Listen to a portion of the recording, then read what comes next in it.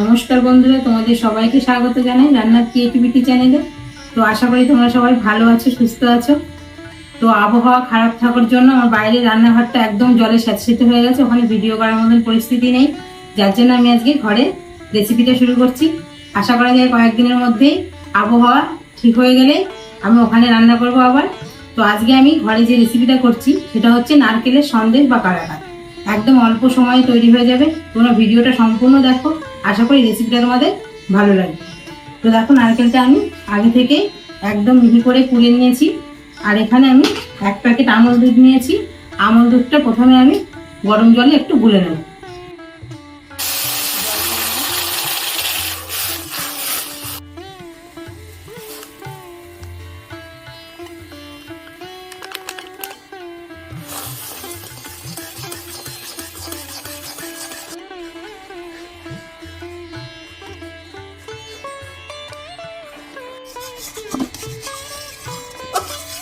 দুধটা একদম ঘন করে গুলে নিয়েছি দেখো। এবার আমি দিয়ে দেবো 2টো মুখ ফাটানো এলাচ আর একটু চিনি। তো দেখো, এলাচটা আমি আগে থেকেই মুখ ফাটিয়ে রেখেছি, এটা দিয়ে দেবো, এটা ফ্লেভারের জন্য। এবার দিয়ে দেবো চিনি।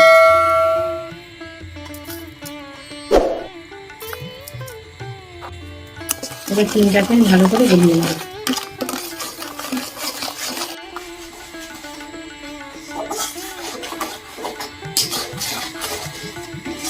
দেখো, চিনিটা একদম গলে গেছে। এবার আমি কুড়ে রাখা নারকেলটা দিয়ে দেবো।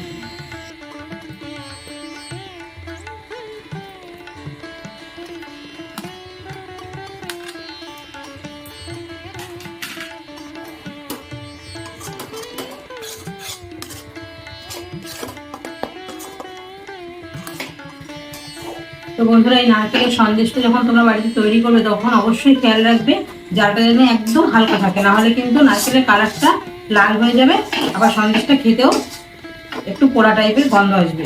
আর একদম হালকা আছে, একদম সাদা থাকবে, তাহলে সন্দেশটা খেতে সুস্বাদু হবে। তো দেখো, একদম হালকা আছে, আমি একদম নেড়ে নেড়ে করে নেবো। তো বন্ধুরা দেখো, আমার সন্দেশটা রেডি হয়ে গেছে। এবার আমি নামিয়ে নেবো।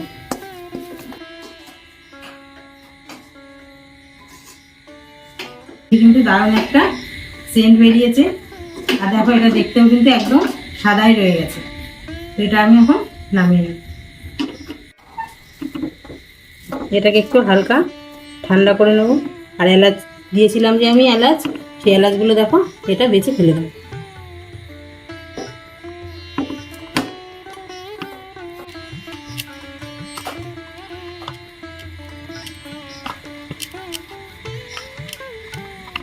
তো দেখো, এটাকে আমি চৌকো শেপ দেওয়ার জন্য আমি এরকম করে নিলাম। আর এখানে একটা প্লাস্টিক দিয়ে নেব, প্লাস্টিক দিলে এটা তুলতে সুবিধা হবে।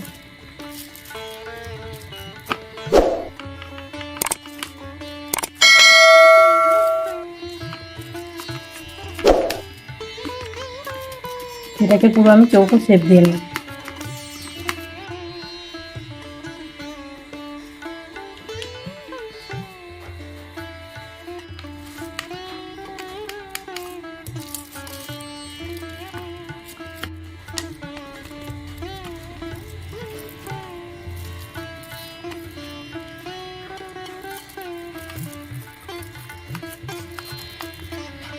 তো দেখো, এটাকে একদম চৌকো সেট করে নিয়েছি আমি। এবার আমি পিস পিস করে কালাকাঁদের মতো করে কেটে নেব।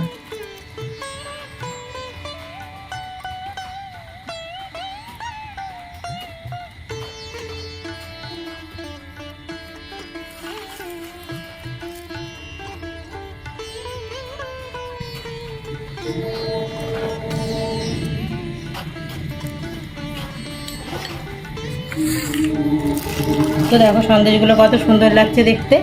এবার আমি উপর থেকে কিশমিশগুলো এক একটা করে দিয়ে সাজিয়ে দেবো।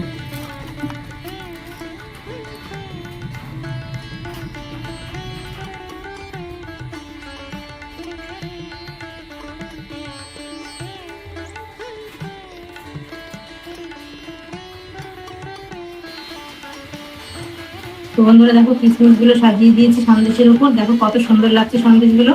এবার এক পিস তুলে আমি তোমাদের দেখাচ্ছি এটা কিভাবে সহজেই একদম উঠে যাচ্ছে। তো দেখো, সন্দেশটা কত সুন্দর লাগছে।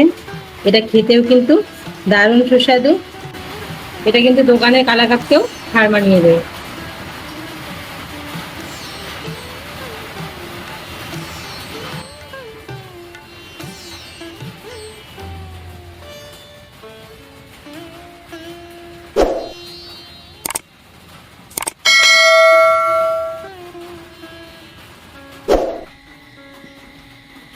তো বন্ধুরা দেখলে তো 10 টাকা দামের 1 প্যাকেট আমল দুধ দিয়ে আমি এই কালাকাতগুলো তৈরি করে ফেললাম।